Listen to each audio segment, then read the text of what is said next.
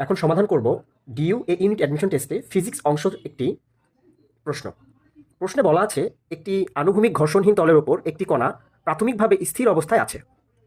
কণাটির ওপর ধ্রুব আনুভূমিক বল এফ প্রযুক্ত হচ্ছে।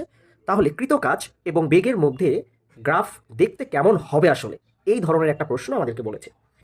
প্রথমে যদি আমি একটু আলোচনা করি, যেখানে স্পষ্ট বোঝা যাচ্ছে যে এই যদি আমি ধরে নিই যে এম ভরের একটা বস্তু, এই বস্তুর ওপর যেহেতু আমি একটি ধ্রুব আনুভূমিক বল প্রয়োগ করেছি, তাহলে এখানে কিন্তু যে কৃতকাজটি হবে সেই কৃতকাজটি কি হবে? ধ্রুব বল দ্বারা কৃতকাজ। তাহলে ধ্রুব বল দ্বারা কৃতকাজ আমরা কি জানি? W equal two F S cos theta. আমি আর কস থিটা লিখলাম না, কারণ হচ্ছে যেহেতু এখানে বল আর স্মরণের দিক একই দিকে, তাহলে কস 0 ডিগ্রি কস 0 মানে 1, তাহলে কি W equal two F S পাচ্ছি। যেহেতু আমি যে বস্তুটার উপর বল প্রয়োগ করেছি ধ্রুব বল, সেই বস্তুটার ভর কত? এম। তাহলে আমি এখানে লিখতে পারি এফ এর পরিবর্তে এম এ এস। এখন একটা বিষয় খেয়াল করো, এই যে এম ভরের বস্তুটা, যেহেতু এই বস্তুটা এখানে বলা আছে যে স্থির অবস্থায় আছে, তাহলে এটার যে আদিবেগ, সেই আদিবেগটা আমি ধরে নিলাম কত? ইউ। তাহলে ইউ ইকুয়াল টু কত? 0। এখন যখন আমি বল প্রয়োগ করেছি, আমি ধরে নিলাম যে কিছু সময় পরে তার স্মরণ হয়েছে এস, কিছু সময় সেই সময়টাকে টি ধরে নিলাম, এবং কিছু সময় পরে যে স্মরণ এস হয়েছে, এই এস স্মরণের পরে তার শেষ বেগ কত? ভি। তাহলে এখান থেকে আমি একটা সূত্র লিখতে পারি, যদি খেয়াল করো, v square equal to u square plus 2a s, এটা আমি লিখতে পারি।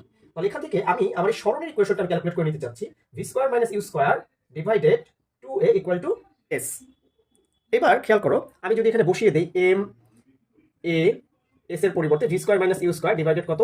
2a। তাহলে a cancel, half m v square minus কি হাফ এম ইউ স্কোয়ার। তাহলে ডাব্লিউ ইকুয়াল টু পেলাম আমরা half m v square minus half m u square. এটি কিন্তু আমরা কিন্তু ডিরেক্টলি লিখতে পারতাম, কারণ এটি হচ্ছে কি কাজ শক্তি উপপাদ্য, কৃতকাজ গতিশক্তির পরিবর্তনের সমান। কিন্তু আমি জাস্ট একটু ডিটেলসে করার জন্য বা থিমটা ধরিয়ে দেওয়ার জন্য আমি বললাম, কারণ এখান থেকে যাতে বেসিকটা ক্লিয়ার থাকে। কিন্তু যদিও অ্যাডমিশন টেস্ট এত সময় পাওয়া যায় না, কিন্তু তারপর বেসিকটা ক্লিয়ার থাকবে। এখন খেয়াল করো, এখানে আদিবেগ কত? 0। আদিবেগ যেহেতু 0, তাহলে আমার ফাইনালি আমি যে রেজাল্টটা পাবো সেটা হচ্ছে ডাব্লিউ equal to half m v square. এখন এখানে এম ধ্রুব, এম যেহেতু ধ্রুব, তাহলে ডাব্লুর সাথে ভি স্কোয়ারের সম্পর্ক হচ্ছে W proportional to V square. তাহলে কৃতকাজের সাথে বেগের, শেষ বেগের যে সম্পর্কটা, এটা হচ্ছে বর্গের সমানুপাতিক।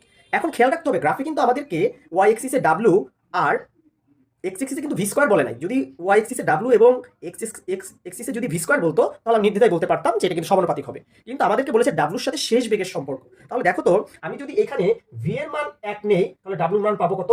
1। আমি যদি ভি এর মান 2 নেই, ডাব্লুর মান পাবো হচ্ছে 4। আমি যদি ভি এর মান 3 নেই, ডাব্লুর মান পাবো কিন্তু কত? 9। এখন স্বাভাবিকভাবে তুমি খেয়াল করো, আমি যদি এখানে ফিগারটা ড্র করি, দেখো ধরো এটা 0 1 2 3, আর যেহেতু কৃতকাজ আমি পেয়েছি 149, আমি সেইভাবে একটু নিয়ে নিচ্ছি। ধরো এটা